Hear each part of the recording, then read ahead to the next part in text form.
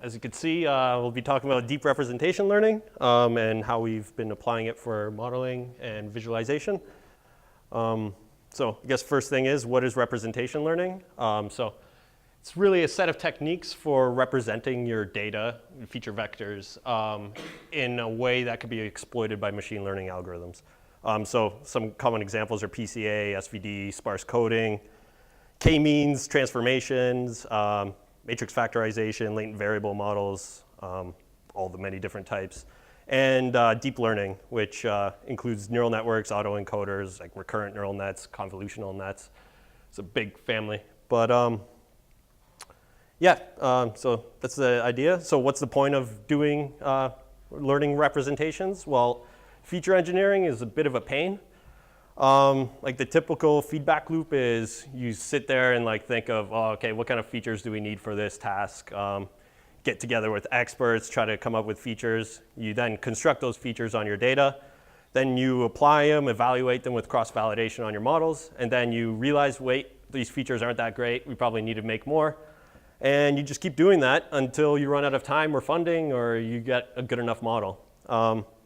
So in a way, when we're doing feature engineering, we're actually an algorithm that's trying to learn what is the best representation of our data for a certain task. Wouldn't it be great if we could learn that through an algorithm? So yeah, can we do better? Can we learn a feature representation from our data? Something like that. Take some raw data, sprinkle a little bit of magic, and then you do what you actually want to do. So there's been a lot of recent work with deep learning that has made progress towards achieving this. One of the big things is representation learning has pretty much thrown away all the feature engineering and image recognition and just blowing everyone away with state-of-the-art results. Audio processing is doing very similar, except I don't understand it, so I won't even get there. And these methods are a secret sauce to a lot of NLP applications. So if you know word-to-vec and like word vectors, that's representation learning. And it's also becoming very, very powerful in reinforcement learning and like the goal of like proper AI that can learn by itself. Yeah, so AlphaGo, if you're familiar with AlphaGo that recently beat Lee Sedol, representation learning was a little bit of that, where it was learning representations of the board state and how to represent that in a way that you could compute over. So it's first, let's just go into what deep learning actually is. So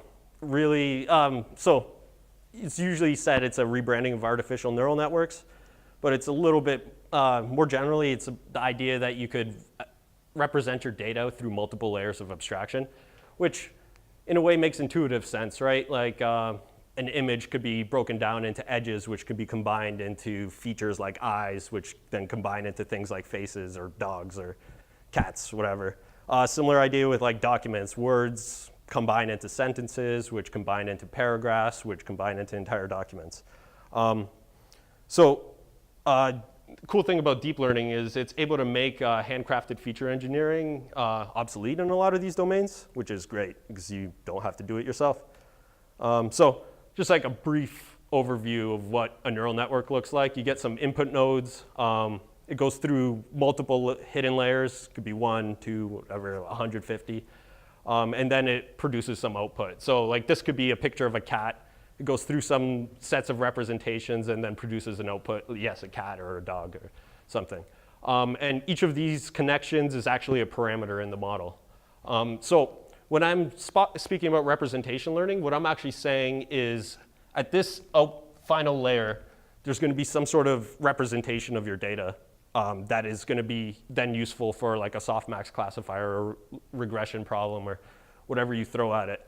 And that final representation will oftentimes learn to, in the case of regression or classification like logistic regression, it'll learn a representation that becomes linearly separable, so then you could solve it with logistic regression. So when I'm saying representation learning, I'm basically just saying the outputs that come out of this final layer. So let's all learn some hype. So there's a competition called ImageNet, which has a bit over 1 million images and 1,000 different classes that you have to predict. And the objective is to predict the correct class within your top 5 predictions. And human level performance is about 5% as of 2014. So before 2012, this was, the error was around 25%, and a lot of groups were converging towards that. And one of the things that happened prior to 2012 was everybody was focused on engineering features from images. So there's like a feature called the SIFT feature. I don't even know what it is, but like there's tons of like different features that people were trying to handcraft for image classification, and the best they could do is 25%. So in 2012, a group led by Jeff Hinton from U of T, they were able to achieve a 16% error, which was huge because if you get like a 0.1% increase on that 25, you'd publish a paper.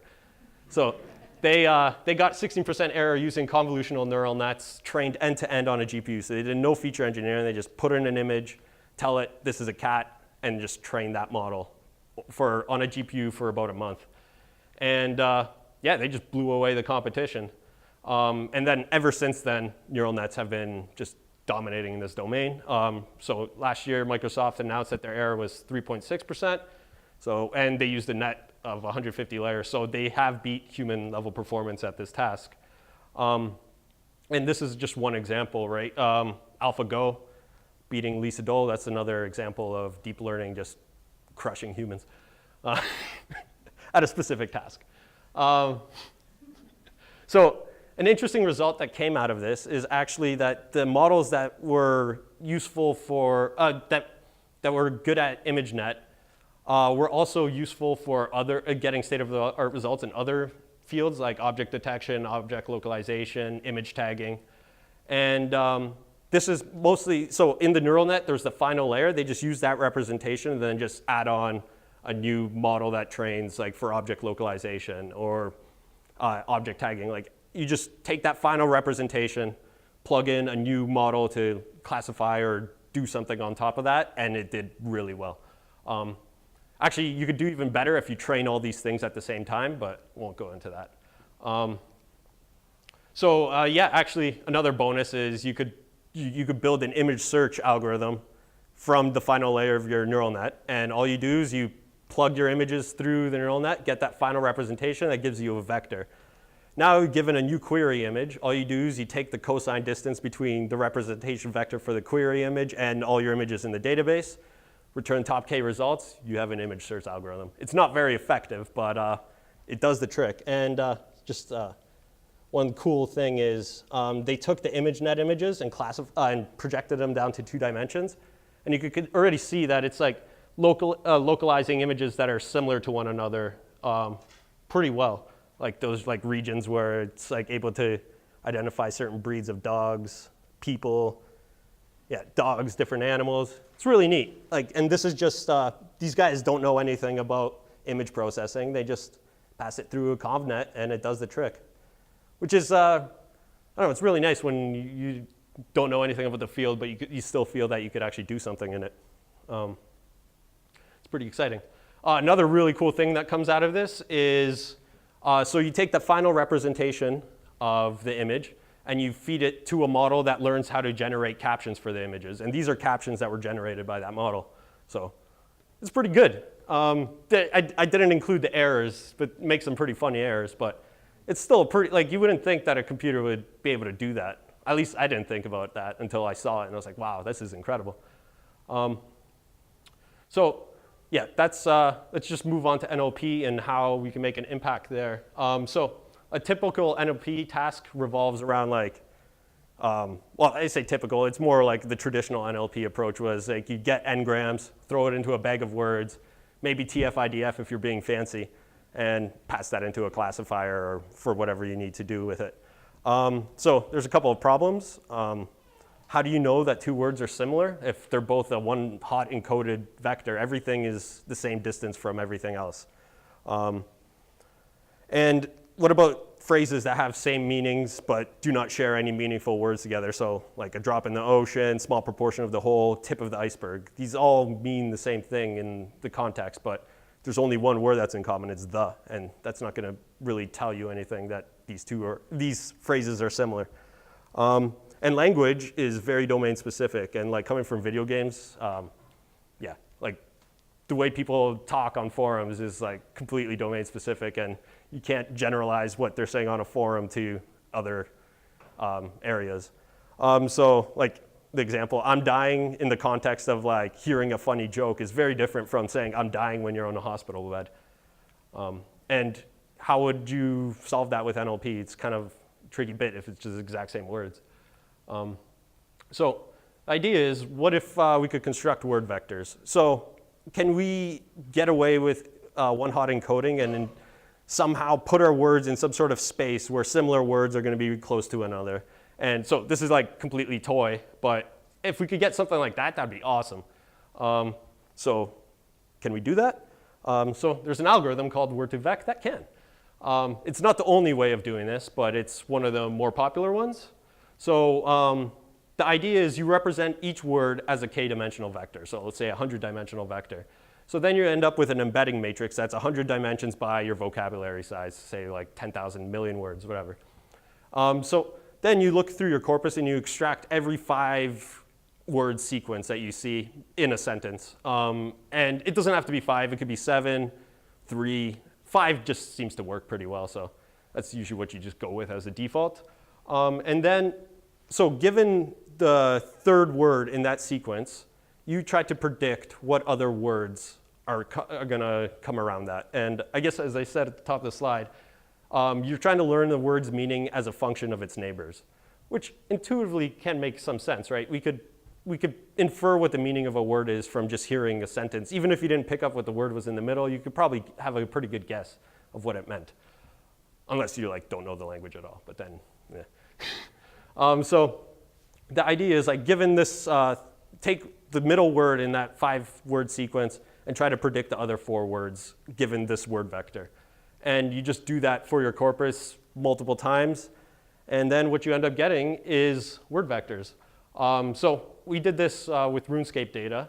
And this is projected down to 2 dimensions with an algorithm called T-SNE. But what we actually found was there's different regions. So each of these blobs is a different language. And all the words within that language stay clustered together. And then you could see all these, like, it's really dense. So it's hard to tell. But there's clusters that represent, like, are people talking about trading. There's clusters that are just lols and emoticons. There's like profanity. There's some unsavory stuff somewhere around here. Yeah, it's really neat that it found these clusters. So like some of these examples, so this is like people, all the different ways it knows how to say like, okay, congrats, yay, woot. This is probably an error. I didn't train it long enough, but it's really neat that like there's multiple different ways to spell something, or to like you could say nice or nice, but it's still figured out that, you know what, these things are probably similar together. And it's not looking at the characters or anything, it's just looking at the context in which these things occur.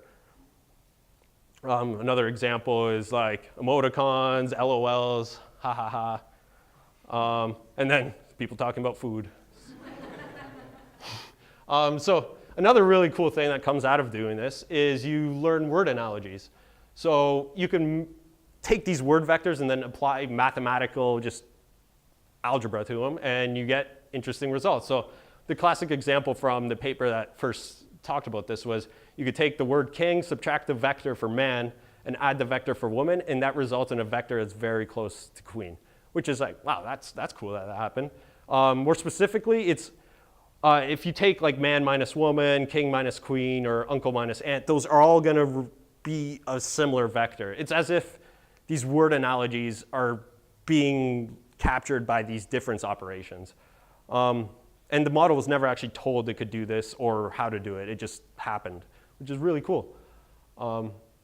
So this is unrelated, but somebody did this with faces and did the same thing. And so there's like a very visual representation. So I found this cool. You take a man with glasses, subtract a man without glasses, and add a woman without glasses, and it generates women with glasses for you. It's as if, and so this is happening on the latent representation space, and then it's generating this image out of that representation through a generative model. But so using that latent space, you're doing the algebra on that, and it's able to find a representation that could then generate faces of women with glasses. Okay, let's move on. So what if we just go beyond words, and can we do the same thing for sentence, paragraphs, documents? like something like this, right? You know that the day before yesterday is probably something to do with a day. So it should be somewhere close to Tuesday or Monday. So how can you do that? So there's a number of methods. One of the easiest is just take your word vectors, average them together in a sentence, you got a sentence vector. It doesn't work as well as some of the other methods, but it's really easy to do. So why not just give it a try if it's your first pass? You could learn sentence slash paragraph vectors with an algorithm called paragraph to vec, which it's very similar to word to vec, except at the same time, you're learning a vector representation for each sentence. So every possible sentence has its own vector. And as you're training word to vec, you also keep that sentence vector fixed. Or you also like flip that bit for that sentence vector and learn that sentence vector at the same time. And then when you're doing inference, you fix the word vectors and just do backpropagation on your sentence vector, and that's how you could do inference. It's a little bit more computationally expensive, but it's been shown to be better in practice. Lastly, recurrent neural nets is they're becoming more increasingly popular for doing this. And the idea is you just have a sequence of word vectors for your sentence and give it the first word vector, generate some sort of hidden state, and use that hidden state as input into your next along with the next word vector. And you just do that, and you roll it out until you get this final hidden state. And you could call that a thought. It's thought in air quotes, it's not a real thought. But the cool thing about that is you could now take this thought vector and pass it, like say we have an English sentence and we have this representation of it as a thought vector. You could feed this thought vector into a French language decoder and it will be able to translate that English sentence into a French sentence for you. And intuitively that makes sense. If I could internally like think about something like a cat sitting on a mat, and you could think about the exact same thing in a different language. It doesn't mean, it may be communicated completely differently, but the actual essence of a cat sitting on the mat is still the same thing. Like that's irrelevant to how you say it. So it's actually really cool that you could do that. So why is it useful? So you could use these word vectors and sentence vectors and document vectors to classify and segment people, cluster and segment people based on their speech patterns. So one interesting application would be look at how a person is talking on forums and model their speech behavior as one of these vectors. And then think of the marketing messages you're sending out to them. And look at, like, if you have multiple different creatives, construct a feature vector or the paragraph vector for that creative. And then look at the similarity between that creative and how this person is communicating. Maybe, I'm not sure if this is true, but can maximizing the difference or the similarity between the marketing message and the individual be a useful trick for sending out that message to them? We haven't tried this yet, but it's a hypothesis and could be useful. So another interesting thing is you could find, so as I was showing with the word vectors, you could do the same thing with projecting these sentence vectors down into a space to inspect it. And there may be regions in this sentence space that you could identify where scamming, well, I'm saying may, there actually are, at least in our, like where you could identify item scamming and like, you could categorize people talking about item scamming here. And that's really neat because now you take a classification problem and it turns into like a clustering region location problem. Another thing is, so training sentiment classifiers on domain-specific language. So as I was showing a few slides ago when we were looking at like the different ways of saying congrats or grats, you don't want to train a sentiment classifier on all the possible configurations of how a person could misspell a word. So why not just use the vector representation to construct the sentence and then use that as input into a sentiment classifier? Because then what you could do is take the word vector representations that you've learned from your specific domain and apply that to a data set that already has labeled classification, is already labeled for you for sentiment classification, and pass that through the same word vector representation and use that to train the classifier.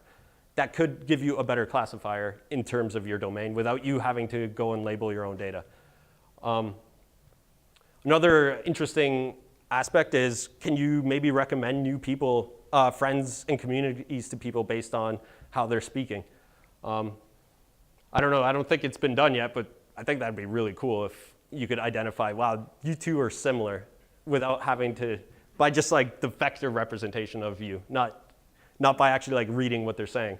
And then another interesting aspect is you could learn topics of conversation appearing over time. So the hypothesis is new topics will appear in a region of space that was previously with low density.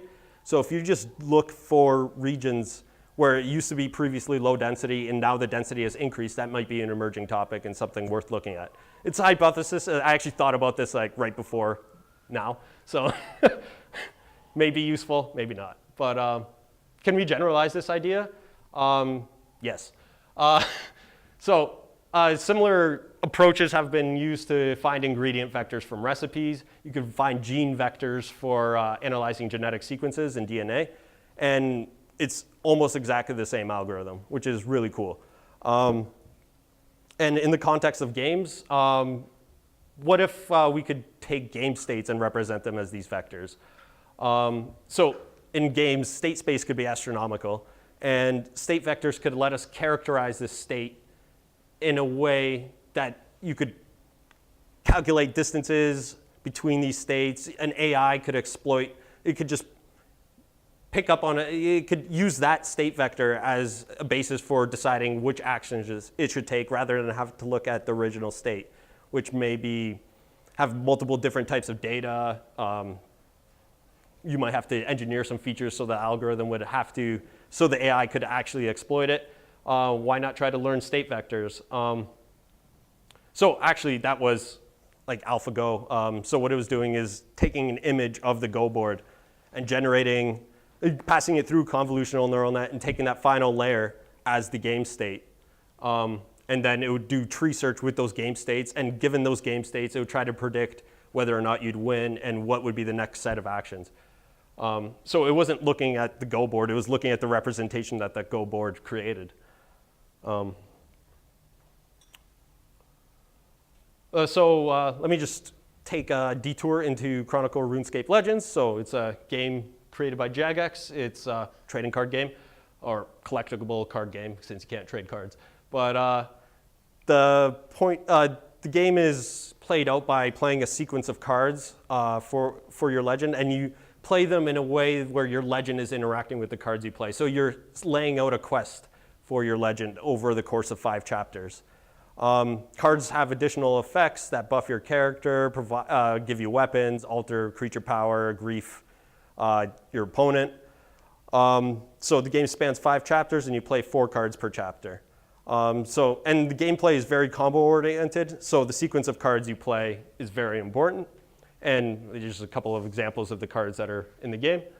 What we want to see is, can we learn card vectors? Instead of having to figure out how do you see if this card is similar to another card, like parse the text on the card and manage its effects through whatever game state it wants to give us, why not just try to learn card vectors by seeing how they're played in the wild? So the idea is, over every chapter, you have up to 4 cards that are played. So each of those cards, just grab one of those cards and try to predict the other 3 cards that were played in that chapter. And just do that for all your players over all the games you've seen so far. And it actually worked really well. Cards with similar effects cluster together, legend-specific cards cluster together, and common cards that combo well with legend cards tend to be in regions around the legend. And so there's a visualization of all of our cards as of a few weeks ago. And the algorithm didn't know anything about the different legends. I just colored this in after the fact. And so each of the colors is a different legend, and white is common cards. And it actually found these clusters by itself. And so legend cards stick together. And then cards that, like, these cards are focused on like armor building, and this is an armor building archetype. This is a pretty deadly combo. This is a new legend that came out too, so I don't think it had enough data to pull that there yet. But this is like a deadly combo that came out. This is a card that's used for trolling your opponent, so it's actually in other people's hands, and it's very similar to another card, Tainted Cabbage, which is kind of hard to see. But it's really, you could also see like all the common cards that work well with legends. And it's just great that this learned it by itself. Nobody ever had to tell it anything. So we tried another thing. Why not try to construct deck vectors? So similar to an algorithm of paragraph to vec, we created a vector representation. So for each of the custom decks that players created, we ignored the basic decks. So cool thing that came out was deck vectors, again, clustered around their archetype. Decks that had similar playstyles from different legends also clustered together. So you could have two different legends that are trying to play by the same strategy, and those decks would actually be in a similar space, even though they might not even share all the common cards. Metas within each of the legends appeared, so like different play styles for each of the legends show up as subclusters. And then we could also use deck vectors for other ML tasks like matchmaking, assessing quality, recommending cards to players, and predicting whether or not someone will churn. So these could be passed as features into another algorithm. And so that's the visualization of the deck space. And so the size of the point here represents the win rate of that deck. And yeah, you can see that like this is a common build around buffing your character and just trying to survive until the end so you could crush your opponent. These, like you could see the little clusters that appear for different metas. And yeah, it's kind of looks a little bit pretty too, but I'm not an RC guy, so I don't know. It's my opinion. But yeah, another cool thing about this is it's kind of hard to show in the demo because it's at work, but this is actually written in bokeh, so you could hover over one of these points and it'll give you a pop-up of all the cards that exist, the win rate, who the deck belongs to, the cards, I already said that, and some other, like how many times it was played, just some summary statistics, so you could explore this space visually. So we actually took that a little bit further and turned it into a data product that is being used by our game devs. So this actually just started off as just something just to see if it worked. Like, didn't really expect to have anything come out of it. It was just, let's have some fun. And we showed this to the game devs, and they found out it was actually a really good interface for them to explore the decks as they appeared, investigate game balance. So we used an application called Bokeh. Well, it's a Python library for visualization. And if you're familiar with Shiny and R, it's very similar. So you could build up a web app really quickly. You could interact with it. And nice thing about Bokeh is it lets you embed JavaScript that lets you like do hovers and other things to get data and explore it. On top of that, we built some clustering tools. So the devs could be like, give me all the clusters in one of the legend archetypes. Just show me top 5 clusters that appear. And then you could hover over the clusters. You could see the common cards of that cluster, some summary statistics on the cluster. What is the average win rate? Yeah, like how many times has that cluster been played or observed? And it's actually being used now to identify balance issues in the game, identify how players are playing the decks. So sometimes the players will play completely different from how the devs intended. So it's good to show that. When I first showed this to them, we found like a pretty big balance issue where everybody was converging towards like this ultimate play style. So that was quickly nerfed. Yeah, and yeah, as a bonus, it only took 350 lines of Python, which is always nice if you don't have to write a lot of code. So we're just gonna move on and go towards some blue sky thinking. So really, like I've barely touched, like, yeah, I haven't even got into all the powerful things you could do with learning vector representations. It's currently really huge on research, and if you're at all interested, read up on it and get involved because you could probably get published. It's that new. Most of the papers being published are from like 3 to last year to this year. So one of the things I'd like to explore is, can we learn player vectors? So characterize each player as a vector, and then take a model that takes a sequence of actions that they took, and then the environment that they were in, and try to predict what is the next action that they would do.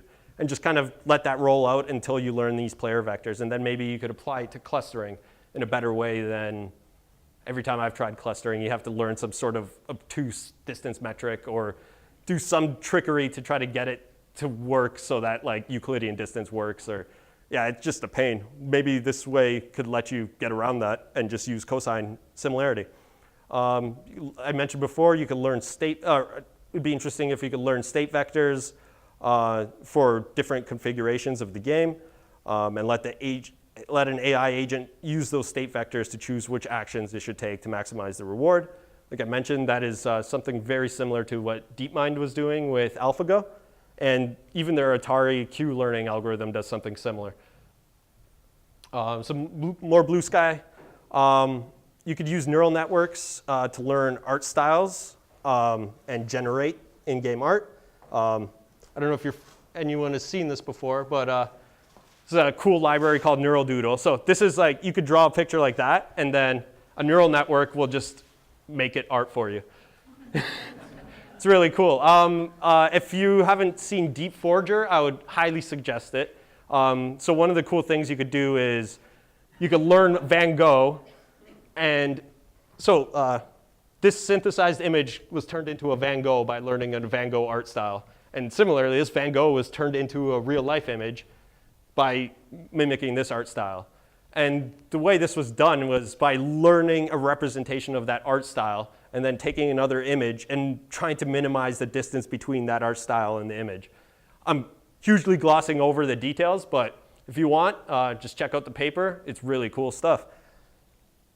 So actually, I think that could be useful in games for generating in-game art. If you have a small team and a concept artist that wants a certain style, but you don't have enough people to fund, why not let a neural network learn its style and start generating art for you on like some basic canvases? It might be useful, I don't know. Give it a try. Another interesting aspect would be, can we train AI to play like other players? Rather than train AI through Monte Carlo tree search, why not let an AI learn from other players' style? And then you could do things like play an esports player, even though they don't have the time to play you. You could play the AI that plays exactly like them.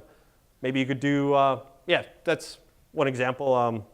Maybe if you could play an AI that knows how to play like you, that'd be like Inception.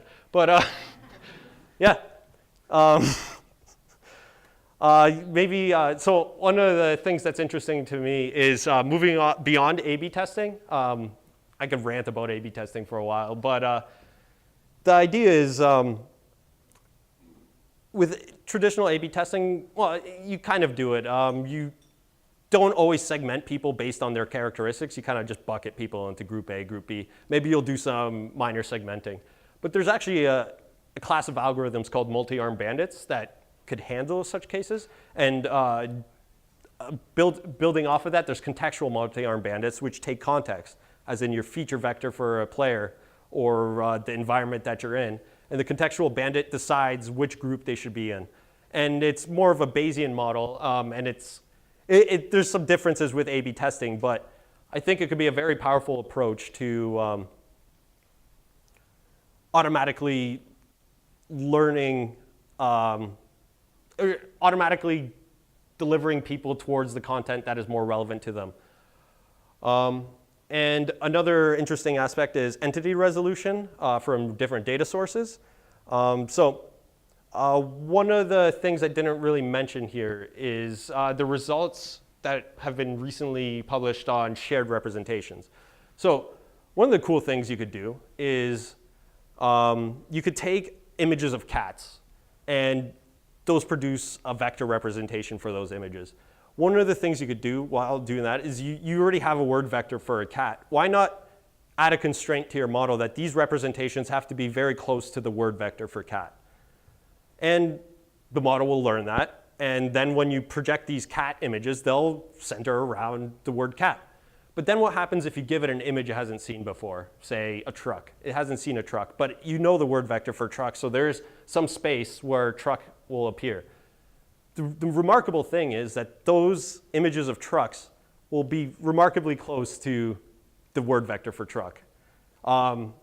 So it might be like around the automobile area, and it won't get it exactly right, but it will get it spookily close. It's as if the algorithm learned that I've never seen this before. I don't know what to call it, but it should be somewhere around here, based on just the constraint of learning a shared representation for the things that you do know. Another result from that is they took word vectors of words in Chinese and word vectors for words in English, and they added the single constraint that the words that we do know in Chinese and the words that we do know in English that map to each other, those two have to have the same shared representation. And then a remarkable thing was words you didn't know were similar also had a similar representation. And now those types of ideas are being used in machine translation. So the idea of entity resolution from different data sources is you might have multiple different data sets. You might have got it from an external source. And you have to try to identify, is this user this other user? Why not try to learn a shared representation for the few users that you do know? Maybe the ones that you don't know are similar will also be in that similar region. I'm sure other companies are doing that, but I think that's a cool application you could look into. So there's the rub, though. This isn't a panacea, and there's still many open problems. So first of all, how do you actually interpret these vector representations? Like regression and decision trees, when you apply them in practice, at least the results you get are interpretable, and you could tell your boss, hey, an increase in retention, or like an increase in activity by a day increases the likelihood that they won't churn by whatever, some value. But what does it mean for a cat to be a vector of -1 and 2? Who knows? Nothing. Like it's just some abstraction that you're using for a computational tool. So it's a tricky bit trying to explain that to people. Training models to learn representations is also difficult. Like I only mentioned a few algorithms, but there's many more, and so maybe those algorithms don't even exist yet, so you have to come up with them. And if those algorithms do exist, which ones do you choose? It's a bit of a dark art right now. How do you evaluate your representations on unlabeled data? There's like tricks you could do with like trying to find the log probability of your data set, but that doesn't always work. Yeah, so that's an issue. And then learning representations is computationally expensive. Like you kind of need a GPU if you want to do this, especially if you have a massive data set. You could do it on smaller sets, but you probably, if you're doing it on that small of a set, it's probably redundant. So yeah, it's computationally expensive. You get rid of the need for feature engineering, but you replace that with computational time and architecture design. So like with most recent fields, it's kind of still trying to find a way to optimize this and find the tool sets that are useful for certain types of problems. Yeah, and some conclusions. So feature representations are useful for getting rid of feature engineering. Secret sauce and NLP allow us to model discrete data beyond one hot encoding. Very hot area of research.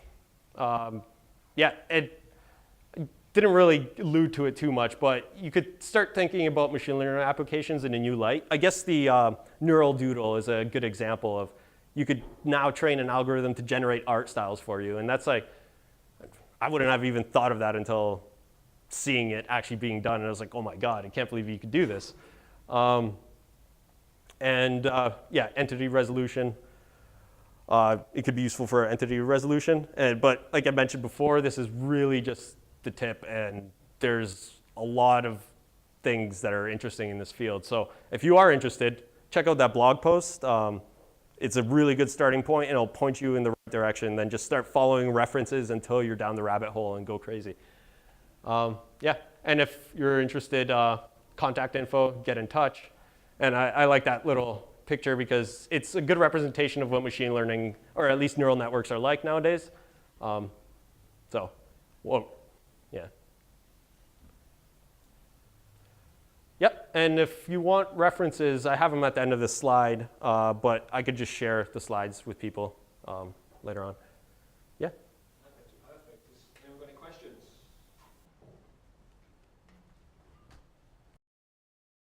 The whole thing was all about kind of having machines to be better than human beings. So where's all this going? It's a good first question. Well, I can't predict the future, but yeah, singularity's coming. We're all dead. No, I I think we're still a very long way away. Right now, these like algorithms are really good at like beating us at a single task, but it's gonna definitely change a lot of things in terms of like in healthcare. You're not gonna need a radiologist to tell you that you have a breast lump or cancer from screening, because a classifier could probably do it much better than you, much better than a doctor. And we're gonna see similar things happening with self-driving cars. They'll be here in like a decade. And what are you gonna do to truck drivers when those show up, right? It's gonna impact a lot of things, but I don't think we're close to general AI Terminator scenario just yet, but maybe one of these days, if we're lucky. Many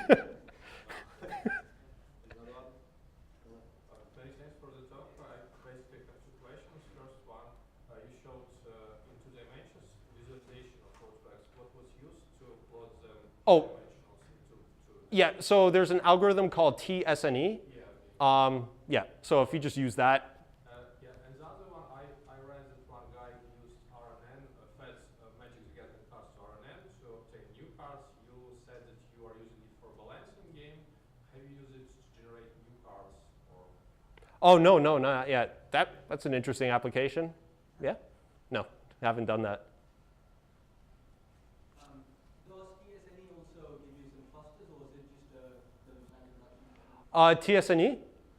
No, so it's a projection technique. The intuition behind it is it tries to keep things that are close to each other in this high dimensional space close, and things that are far apart.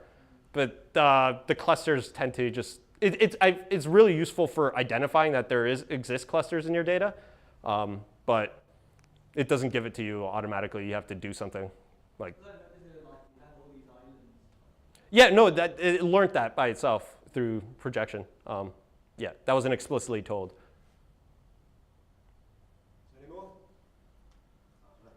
Practical question. What kind of a clusters do you use? How long does it take to train something more or less useful? So the card vector stuff I could train on a CPU in probably an hour. And that's like millions of events that it goes over.